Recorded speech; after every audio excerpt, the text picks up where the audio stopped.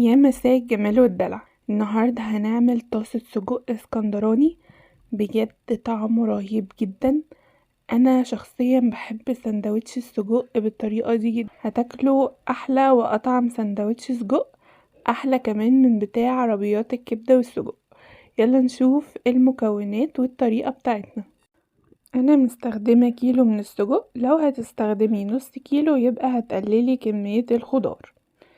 جبت بصلتين وأقطعهم جوليان بالشكل ده، وأول ما اخلص تقطيع البصل هنخش بقى على الفلفل الأخضر. أنا هستخدم 4 حبات من الفلفل الأخضر، ممكن تستخدمي مثلا 2 من الفلفل الأخضر و2 فلفل ألوان زي ما تحب. بعد ما اخلص تقطيع الفلفل هندخل بقى على الطماطم، وهنجيب حبتين من الطماطم وهنقطعهم مكعبات صغيرة بالشكل ده.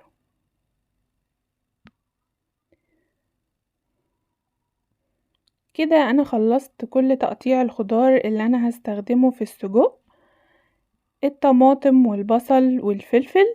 هجيب بقى السجق وهبدأ افصله عن بعضه بالمقص بالشكل ده، وهكون محضرة الطاسة اللي انا هشتغل فيها على النار، لان الطاسة لازم تكون سخنة.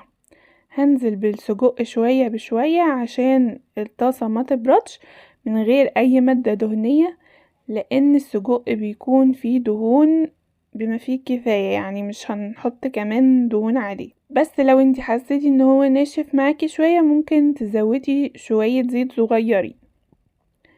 هنفضل نقلب السجق لحد ما يتشوح وياخد لون، وهنلاقيه نزل كل الدهون اللي فيه. بصوا دهون يعني كفاية قوي، يعني الدهون دي مش هنحط كمان دهون. السجق بيبقى فيه الدهون بتاعته والتوابل بتاعته، فبرضو مش هنكتر التوابل اللي هنحطها في السجق. بعد ما السجق نزل الدهون بتاعته هنبدأ بقى نحط الخضار. هننزل بالبصل الاول، لان طبعا البصل بياخد سوا اكتر عن باقي الخضار، فما نلاقيش الخضار استوى معانا والبصل يبقى مقرمش شوية في بقنا. فهننزل بالبصل نديله تشويحة مع السجق لحد ما يدبل، وبعد كده هننزل بباقي الخضار الطماطم والفلفل وهنقلبهم مع بعض كويس. وبعد كده هننزل بمعلقتين كبار من معجون الطماطم، وهنديلهم برضو تقليبة مع السجق والخضار لحد ما معجون الطماطم يدوب خالص. بعد كده هننزل عليهم بفصين من الثوم المفرومين، ونديهم تقليبة مع السجق والخضار لحد ما اشم ريحة الثوم، وريحة الثوم تطلع كده هبدأ بقى انزل بالتوابل بتاعتنا. وزي ما اتفقنا احنا مش هنكتر توابل، لان السجق بيكون فيه الملح بتاعه، بيكون فيه كل التوابل بتاعته، فهنحط بس نص معلقة صغيرة من الملح. ممكن تدوقي لو حبيتي تحطي ملح تاني زودي، بس ما تزوديش من الاول عشان السجق ما يطلعش حادق معاكي. وربع معلقة من الفلفل الاسود، وهنقلب لحد ما التوابل والملح يدوبوا. طبعا انتي لو حابة تحطي شطة وبتحبي السجق مشطشط شوية زودي، ممكن تزودي شطة او تحطي قرن فلفل حراق. لكن طبعا انتوا عارفين انا عدوة الشطة، مبحبش الشطة خالص، فما بعرفش يعني اكل الاكل مشطشط، فما حطيتش شطة.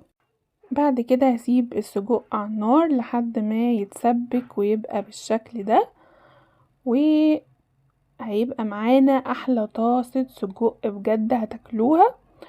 قدمت معاه سلطة طحينة والعيش البلدي.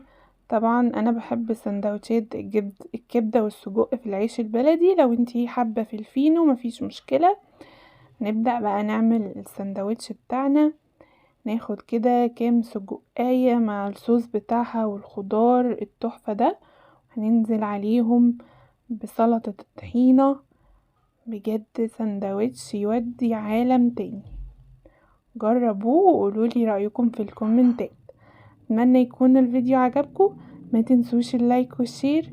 كان معاكم إسراء، سلام.